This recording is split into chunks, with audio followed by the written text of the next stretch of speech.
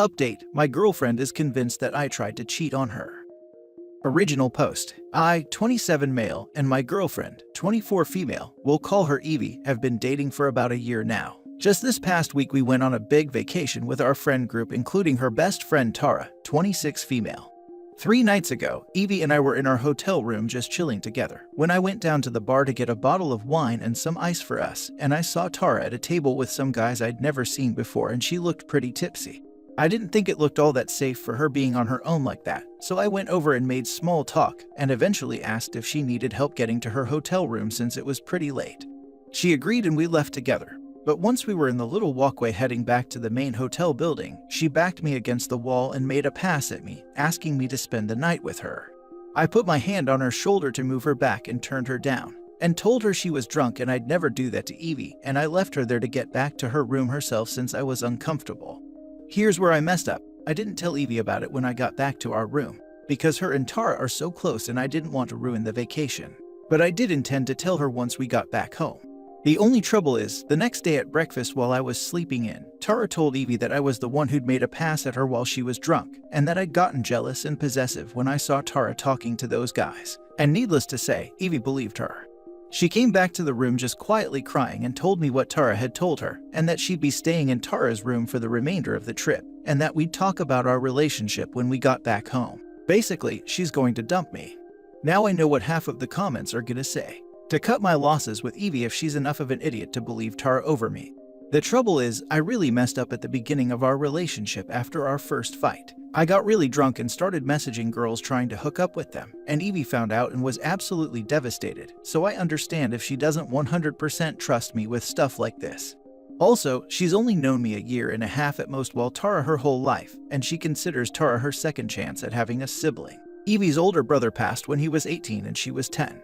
Also, there's the fact that I'm madly in love with her and she's the girl I want to marry, and I just can't lose her over this. I don't understand why Tara lied, but right now my priority is getting Evie back. How do I fix this? What should my next steps be? Now for the top advice before reading the updates. That's a tough one, buddy. I know hindsight is 20/20, but if something happens, you should always be the one to tell them. Think about how confused and embarrassed she must have been because she didn't even know you ran into her friend. I'd give her the full story, apologize for not thinking you needed to tell her, and let her know how important she and this relationship is to you. Don't smother her and let her process, but stay adamant about the truth. But be kind, because hearing your friend who's like a sister would betray her like that probably hurts more. Man, unfortunately because you messed up the first time and she's still probably trying to move past that first time, and you did, I don't know if there's any way you can say this. And your friend is not your friend if she does stuff like that, at all. So stop calling her your friend cause she's not. Because friends don't do stuff like that and it sounds like she's jealous. That's what it sounds like. Like she wants you for herself, because no girl does that just because she lied. It's because she probably wants you herself. Women tend to do that and do not say nothing about it, or just don't want you to be happy with someone else. So that's one thing you got to get out. Do not talk to her anymore. If it was me, I cut her off. But oh man, I don't know. That's just one of those things where you can try to explain yourself. But I don't know what good it can do, especially since you messed up the first time and you're trying to correct it. But I don't know. Maybe you have any type of text message or something of that nature, or maybe it's some way you can do it. But I honestly don't even know. You need to tell Evie all of this and hope she believes you. It's your best chance at fixing things. If she doesn't believe you, the relationship might be over for now. She might eventually figure out Tara and what she's been doing if it happens to her again. Tara is hateful. In general, this makes things really difficult because she most likely won't be able to hang out with both of you again. The only other advice I have is maybe pressure Tara into telling the truth, but confront her in person. Don't text her where she could use that against you. Like straight up take Evie and go over to Tara's and ask her why she said something untrue. If you're being truthful, you're 100% allowed to do that. If Tara doesn't confess, you can hope Evie takes your word for it. Tell Evie what happened and ask her to organize something with Tara where Tara doesn't know you're coming. And then point blank ask her why she lied. She most likely is never used to someone confronting her. Trust is really easy to destroy in relationships and hard to cultivate.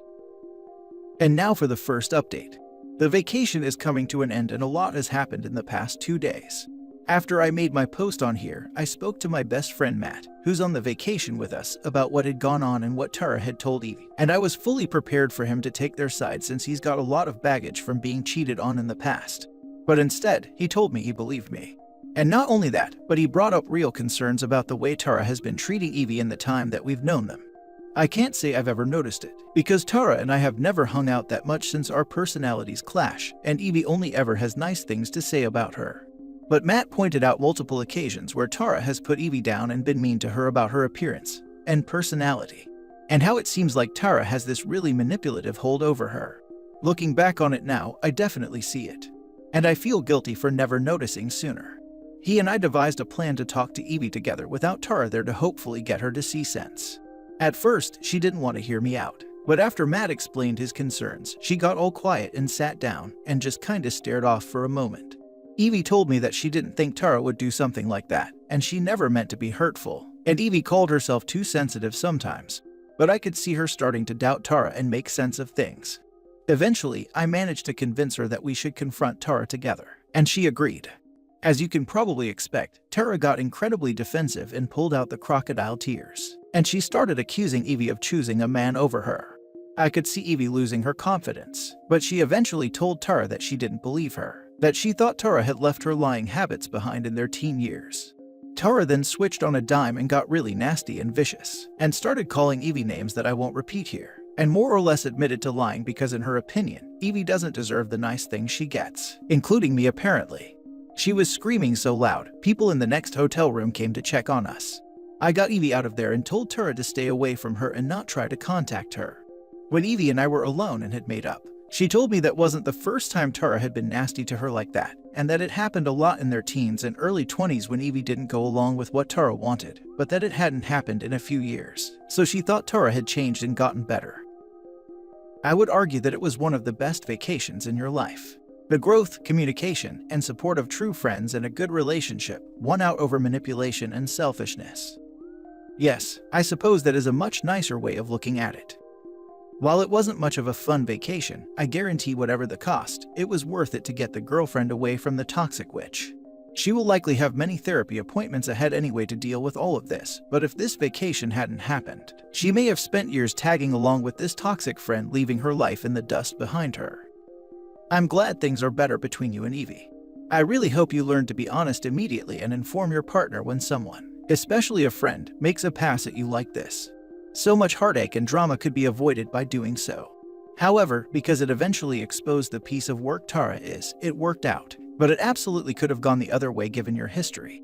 Evie and you could benefit from couples counseling to learn to communicate better in your relationship. Evie could also benefit from individual sessions to help deal with the treatment Tara subjected her to all those years, and further help dealing with her brother's death. I wish you both good luck on your journeys and working on your relationship together. Now for the last update. I'm just posting this here because a few things have happened, and some of you who followed me might want to know. We all managed to get home okay from the trip, and Evie stuck to her word on not being in contact with Tara. But Tara has tried ceaselessly to get in contact with her. When Evie blocked her number and social media accounts due to the endless calls and messages, Tara started calling the house phone or using pay phones to try and bypass that. It's gotten real psycho too, as she's been calling us in the middle of the night. We're reluctant to get rid of the house phone because Evie's parents are technophobes and prefer to call her up the old-fashioned way, and that's how they stay in contact. When the calling didn't work, she started sending Evie letters, the contents of which were telling her that she's made a huge mistake, that I'm mistreating and manipulating Evie, and that Tara is just trying to keep her safe. There were even a few vague threats of self-harm in there if Evie didn't forgive her and dump me. I honestly thought Tara was just a reformed mean girl who loved attention when I first met her. But after all this, it's clear she has mental issues like a personality disorder or something. On Friday, she showed up at the apartment while I was cooking and told Evie again that I was mistreating her, and that she would call the police to make a complaint if that's what it took for her to leave me. She even brought up Evie's late older brother, and told her that he'd be so disappointed to see her with a man like me. Yet, Evie told her gently and calmly to leave, and that she didn't want to get a restraining order against Tara, but that she would, if this kind of stuff continued. It astounds me that she can still be empathetic and kind to Tara after everything that's happened. But since Friday we haven't heard anything, and the calls to the apartment have stopped. I suggested filing a restraining order anyway, but Evie is reluctant to because all of our friends have now cut Tara off, and it seems like she's going through some kind of mental breakdown, and she doesn't want to do anything that might make Tara do something stupid to herself. Evie has contacted Tara's parents to express her worry and see if they can do something to help her get professional help. I think I'm still going to try and convince her to get a restraining order though if things start up again. But the more I learn about Tara and her past with Evie, the more I'm relieved that the friendship is dead, and she can no longer use my girlfriend as an emotional punching bag. I struggle having sympathy for this person. I'll keep posting here until things die down. It's nice to have a place to vent. Bruh, you have to strictly tell your girlfriend she should cut off all contacts with Tara immediately. She is psycho witch. Evie is a doormat to her and still trying to win her approval. Please, if she helps her now, Tara will manipulate her again. My girlfriend isn't a doormat. She's a victim of an extremely horrible friendship that's been festering since she was a kid. Also, she's no longer in contact with Tara and has no plans to be in the future. She's just taking preventative measures to make sure Tara doesn't hurt herself or somebody else by contacting Tara's parents, who Evie has a good relationship with. Buddy, she knows what Tara can do, yet she let her into her life. She needs to be stronger than this. Tara came to your house today. Next thing you know, she is ending one of you. You need to get a restraining order from her. Tara's parents have thankfully been understanding and have managed to stop the harassment for now and have threatened to 5150 her if she continues. I'm confused. Why can't your technophobe parents just call your cell phone from their house phone? At first I think it was just stubbornness on their part. They had a weird insistence that Evie and I should have a home phone. But since I've posted this and we explained everything to them, they've agreed to contact us via our mobiles. Old people are funny like that. They need that damn restraining order, or move out because Tara is a huge red flag, possibly a psycho. According to Gavin de Becker in his book The Gift of Fear, restraining orders are generally triggers that escalate violence. Police do not enforce them. They only talk to people after they've broken them. Now for the last story. How can I, 28 female, politely ask my close friend to stop making fun of how much money me and my boyfriend make? Her husband makes a lot and she doesn't have to work in life, but she makes lots of disrespectful comments towards me and my relationship and future kids. And I hate it. Background: both me and my boyfriend work. He makes more than me, which I like. I went back to uni at 23 to try get some qualification, and I managed, and now I have a job I like at a finance firm. My friend judged me for going to school too old and said I should just focus on marriage. But I was really not interested at the time and was working through some mental health issues. I met my boyfriend 2 years ago and we are really happy together. I truly love him and he is so incredibly good to me. We can't get enough of each other and we're the kind of couple who is always together and we like it that way. I confided in her that maybe I want kids after we get married, which is in like 2 years' time, and this info triggered everything. She has a son with her husband. Her husband is a successful kids doctor, and he's lovely, but I am tired of hearing how he's the best guy in the world, and every woman who isn't married to him specifically will just be a loser for life. Seriously, this is her thinking. So basically, she constantly keeps reminding me that Europe, where we are born and living, is in a crisis, and she makes jokes that while everyone else, meaning me and my boyfriend, will be starving and regretting their life choices, her actual words, that she will be doing yoga without a care in the world. I told her that thinking this way is really unempathetic, but it's her life. These comments became more common, and she says them randomly. Like I was sick for a bit with a stomach bug, and when I went back to the office, I had that feeling of coming back after vacation, and I randomly said it like, going back to the office is always like a slap in the face. And she turned this into a long lecture about how she made better choices by marrying this rich man, and therefore will never understand the struggle of being like us. I honestly hate how she doesn't see that these comments are really rude, especially that she knows I am stressed out because me and my boyfriend are saving hard because we are moving to his home country. Like, good for her that she can never work forever, but some of us can't just do that even if we really want to lol. It's also annoying when I share goals with her. Me and my boyfriend have some dreams of buying our own farm, growing food and stuff like that. We are both massive horticulture fans and quite the green thumbs. And instead of saying, "Oh wow, that's nice," or anything encouraging, she starts putting doubts in my head. I can't even explain how she does it. Anyway, I could write forever because this started happening every day now. Anything I share with her, she has to make into a competition about how her husband is better than my boyfriend and how her life is always better than mine. She even made a comment about my family life, and she knows I grew up in an awful situation and had no parent figures, but she says things to get a reaction from me like, "I'm happy my mom showed me how to blah blah blah, because otherwise, I would have ended up with someone who doesn't earn, and I won't be able to stay home with my son now." Is this friendship a lost cause? A hopeless case?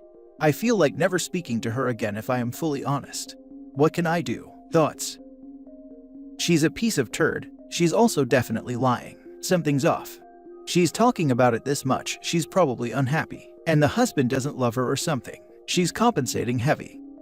She's definitely overcompensating for low self-esteem. The people who yell the loudest about how perfect their life is are usually just trying to convince themselves, at least in my personal experience. Can you please stop making fun of how much money me and my boyfriend make? I'm glad that you're happy in your life. I'm happy in mine. Have you ever considered that that comment is a little on the offensive side? I'd like to address something with you if you don't mind. Do you think that you are better than me?